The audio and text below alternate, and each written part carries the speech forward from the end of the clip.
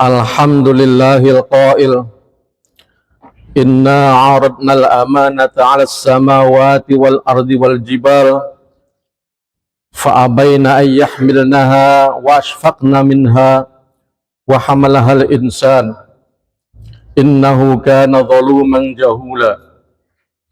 Ashhadu an la ilaha illallah wahdahu la syarika lah wa ashhadu anna Muhammadan abduhu wa rasuluh.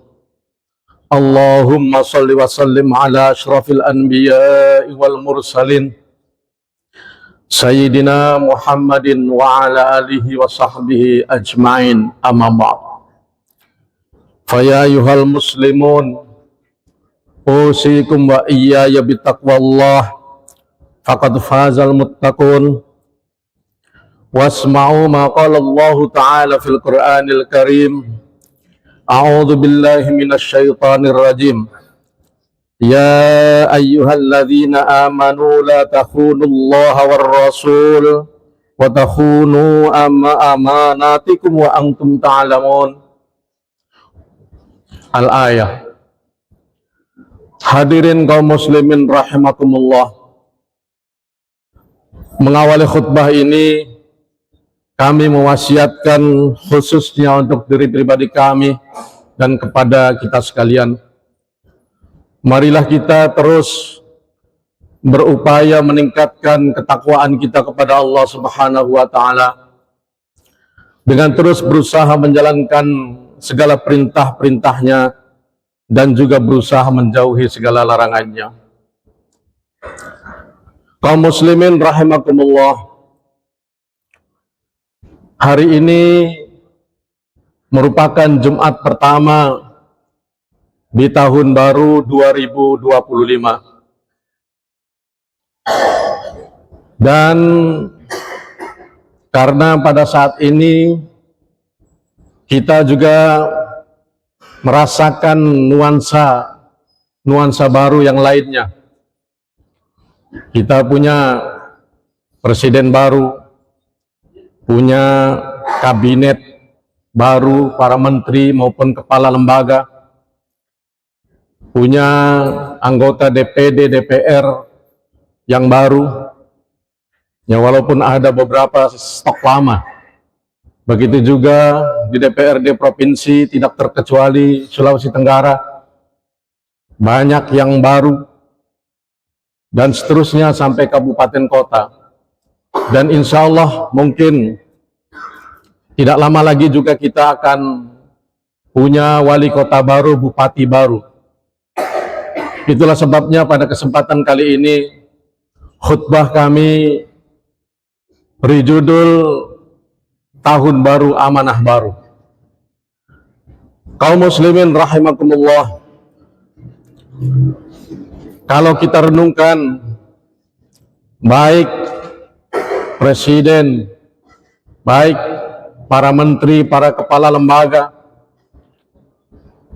anggota DPD, DPR, DPRD, tingkat provinsi dan kabupaten kota, mungkin juga hingga para lurah dan para RT dan RW, itu sesungguhnya adalah mereka pada hakikatnya mengambil satu pekerjaan yang berupa amanah,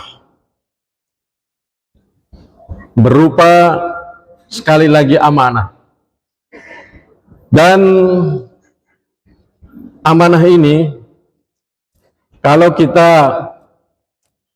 melihat dari ajaran Islam, sejak awal memang manusia ini punya tugas pertama dan utama adalah mengemban amanah. Sebagaimana ayat yang saya sampaikan di awal, terdapat di dalam surat Al-Ahzab ayat 72. Kata Allah, inna 'aradnal amanata 'alas samawati wal ard, dan seterusnya. Sesungguhnya aku telah menawarkan amanah ini kepada langit, bumi, gunung-gunung. Fa'abaina ayyahmilnaha, tetapi mereka semua abai. enggan dan menolaknya. Wa asfaqna minha. Apa sebabnya? Karena mereka khawatir dan takut tidak mampu mengemban amanah itu. Wa hamalahal insan. Tetapi manusia mengambil amanah itu, siap mengemban amanah itu. Innahu kana zaluman jahula. Nah, ini ujungnya agak kurang enak ayatnya sebenarnya untuk manusia, tetapi karena Allah yang menyampaikan, sesungguhnya kata Allah, manusia ini zaluman, sangat zalim, jahula, dan sangat bodoh. Hadirin kaum muslimin rahimakumullah. Mungkin penafsirannya adalah kenapa disebut seperti itu, karena kalau kita merujuk apa itu amanah, ada salah satunya di dalam tafsir Ibnu Katsir. Al-Aufi telah meriwayatkan dari Ibnu Abbas bahwa yang dimaksud dengan amanah adalah ketaatan, kepatuhan. Dan bentuk patuhnya apa? Ini ada dialog sebenarnya antara Allah dengan Nabi Adam di saat pertama kali diciptakan tentang amanah ini. Kata Allah, aku telah menawarkan amanah ini kepada langit, kepada bumi, kepada gunung-gunung, dan mereka menolak. Dan apakah kamu mau memikul amanah ini? Kata Allah. Berikut dengan segala akibatnya.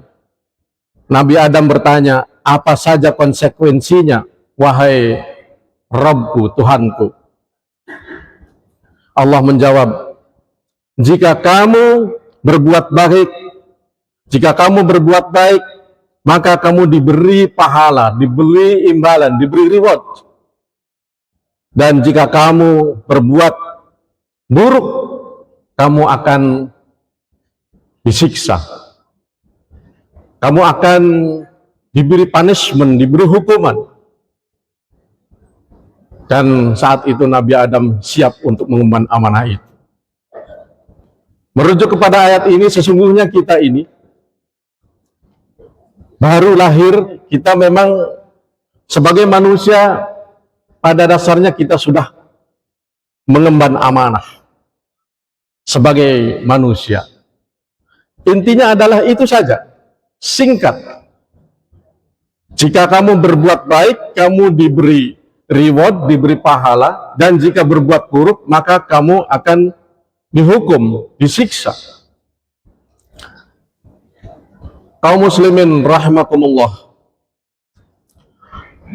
Ya, makanya langit, gunung, bumi, ini kan sama di hadapan Allah, makhluk Allah semua, ciptaan Allah semua. Mereka menolak, dan mereka memang tidak punya pahala maupun punishment. Bumi kalau mau longsor aja, nggak perlu lihat lagi di atasnya itu orang beriman atau orang berdosa, dan tidak ada hukumannya. Begitu juga gunung-gunung mau meletus saja. Siapapun yang dekat, yang kena getahnya, yang kena imbasnya, gunung-gunung tidak akan kena hukuman. Tetapi kita berbeda dengan makhluk-makhluk Allah yang lain itu. Kita memang mau tidak mau, siap tidak siap, harus siap mengemban amanah. Maka secara individu, ya, amanah ini kan sebenarnya ada yang membagi 3 macam. Sebenarnya kalau secara filosofi, secara perintah atau ketaatan itu hanya satu, yakni kita taat atau tidak mengemban amanah dari Allah, mengemban perintah-perintah atau larangan-larangan dari Allah. Namun dari segi jenis amanahnya, bentuk amanahnya ada yang membagi 3. Yang pertama ada amanah pada Allah Subhanahu wa Ta'ala. Ini kita bisa merujuk dalam surat Al-Anfal ayat 27. Kata Allah, ya ayyuhalladzina amanu la takhunullaha war rasul. Wahai orang-orang yang beriman, janganlah kalian mengkhianati Allah dan Rasulnya. Orang yang tidak menjalankan amanah, biasa kita sering sebut berkhianat. Karena memang kita diberi kewajiban oleh Allah, diberi rambu-rambu larangan oleh Allah. Nah itu seharusnya kita upayakan untuk bisa mengamalkannya. Itulah sebabnya kenapa dalam setiap Jumat ini menjadi salah satu rukun khutbah adalah menyampaikan wasiat takwa. Khotib wajib, dianggap tidak sah khutbahnya kalau tidak disampaikan. Walaupun boleh dengan bahasa Arab saja, boleh dengan bahasa Indonesia atau dengan kedua bahasa. Ittaqullah, bertakwalah kalian kepada Allah dengan sebenar-benarnya takwa. Di mana kesimpulan takwa adalah kita siap menjalankan segala perintah-perintah Allah dan siap menjauhi segala larangannya. Kemudian amanah yang kedua adalah amanah kepada sesama manusia. Nah mungkin inilah yang saya maksud tadi. Bapak Presiden, anggota DPR, gubernur, wali kota, hingga kepala desa dan RT RW ini memiliki amanah yang berkaitan dengan sesama manusia, yang mereka harus siap menjalankan. Lebih-lebih kalau melalui pemilihan, kan biasanya ada janji-janjinya. Kemudian ada setelah jadi mempunyai visi dan misi. Dan itu harus benar-benar dilaksanakan untuk kebaikan seluruh rakyat atau konstituen yang dipimpinnya. Kalau mengenai amanah terhadap sesama manusia ini ayat tadi juga sambungannya. Kata Allah, wa takhunu amanatikum wa antum ta'lamun. Dan janganlah kalian berkhianat terhadap amanah-amanah yang kalian berikan. Wa'lamu annama amwalukum wa auladukum fitnah. Dan ketahuilah oleh kamu bahwa harta-harta kamu, anak-anak kamu, keluarga kamu adalah fitnah. Ini luar biasa ayat yang berkaitan dengan amanah. Kemudian Allah mengingatkan bahwa keluarga, anak-anak, harta kita ini adalah bisa menjadi fitnah. Kenapa? Karena tidak sedikit orang yang diberi amanah kemudian berkhianat, yang harusnya memakmurkan rakyat, yang harusnya mensejahterakan rakyat, tapi pada kenyataannya banyak yang memperkaya diri sendiri. Inilah persoalannya. Makanya Allah mengingatkan kepada kita, hati-hati. Hadirin kaum muslimin rahimakumullah.